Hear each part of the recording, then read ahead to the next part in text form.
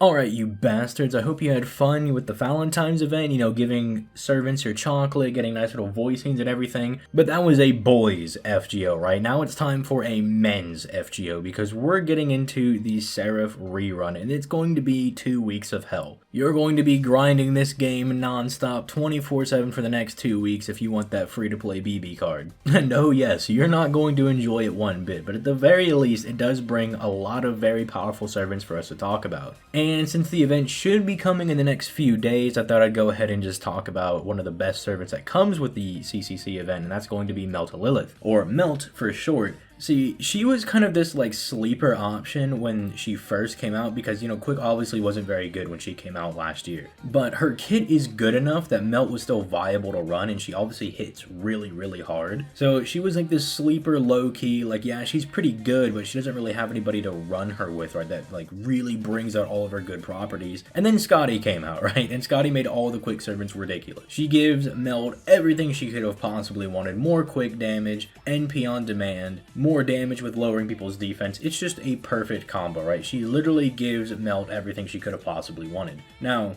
looking at Melt's hits, they are absolutely insane considering that her NP charge for attack is 0.92, right? It's almost at 1%, which is ridiculous levels of NP gain, and she has 4 hits on her 2 quick, 2 on her 1 arts, so with those hits and that high of NP charge, she's going to have no trouble genning her NP. But then she also has 6 hits on her extra attack, which I always say 5 is the gold standard, right? 5 is very, very powerful for an extra card. For those of you that don't know why I always go on about a high hit extra card as being very good, is an extra card does everything.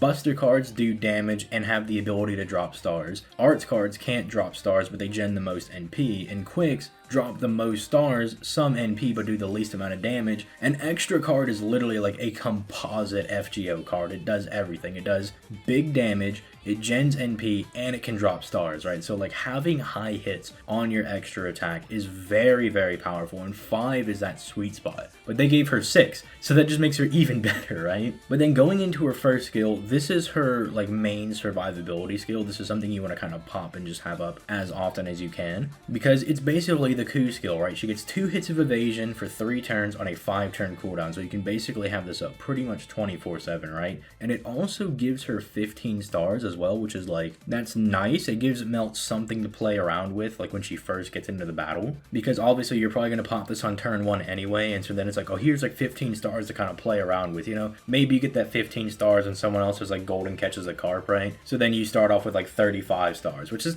actually decent at that point, so you can find some utility with it with some of the star bomb CEs, but outside of that you're really just going to be using this for survivability. But in that right, and in that fashion, it's a very good survivability skill. Then there's her second skill, which will get buffed to give her crit damage later on in the future on the JP version, but right now for you English people, it's basically just going to be a 30% attack buff for 3 turns on a 5-turn cooldown. Again, very good cooldown, very high damage, and it lasts for 3 out of those 5 turns, right? The only negative is that it lowers her defense by 10% for 3 turns, but you're probably really not going to notice that all that much. It really doesn't change Melt getting hit that hard anyway, especially again since you should have an evasion up pretty much all of the time. Getting hit shouldn't really be an issue for Melt, but I mean, I guess it is there. It is something you should probably be a little bit worried about, especially if bosses are already going to be lowering your defense. At that point, it can get a little bit dangerous, because say the boss lowers your defense by 30%, well now Melt is at 40% less defense. Things can get a little dicey there, but I wouldn't worry about it too much. I wouldn't stress out too much about it. But then there's her final skill, which was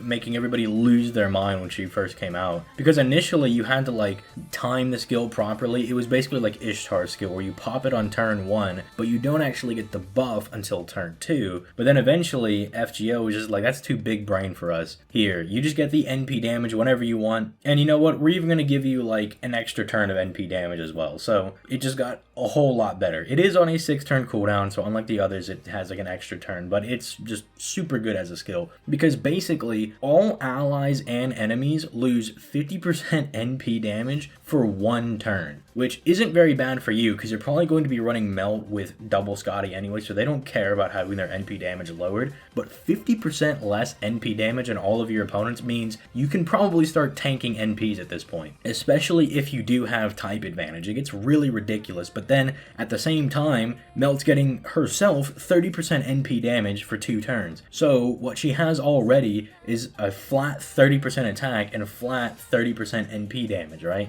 And this is why I say Scotty gives her everything she could have wanted, because Scotty gives her big quick buffs and lowers the enemy defense. So then you're stacking 4 different buffs on top of it, right? Which makes her do a lot of damage. It makes her like the 5th or 6th most damaging servant in the entire game. She's definitely the most damaging alter ego by a mile, right? She does insane amounts of damage. Her passives gives her just like a little bit of like these extra things that she might want. Like it helps her survivability because she has high base debuff resistance because she has magic resistance and goddess essence. But then her passives also give her just like an innate quick and crit buff as well, which are 2 things that she can make use of as well. But then finally there's her NP, which is still not buffed, right?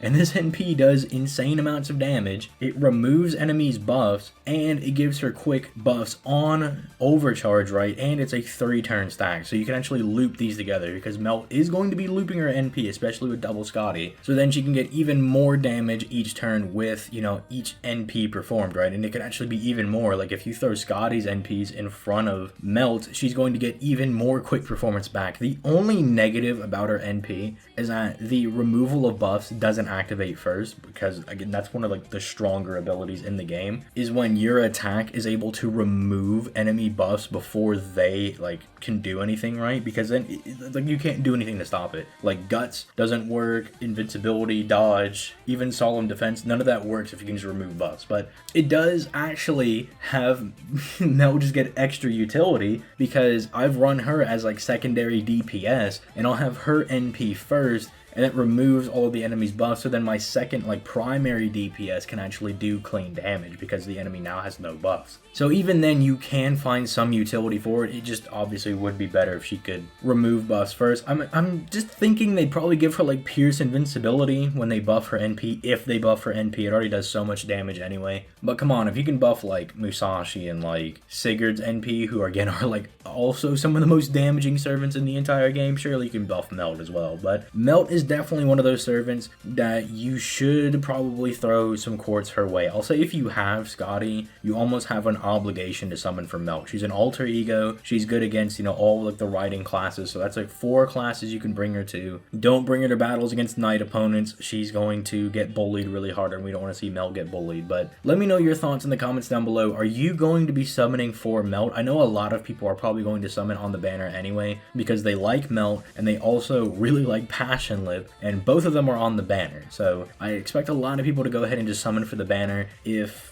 you have Scotty, again, you probably should just go ahead and summon for Melt. But I understand some people may be being apprehensive because King Protea comes in part 2 of the event. But we'll get around to covering all these servants eventually. With that being said, I'm going to go ahead and get out of here. You guys have yourselves a nice day. Peace, late guys.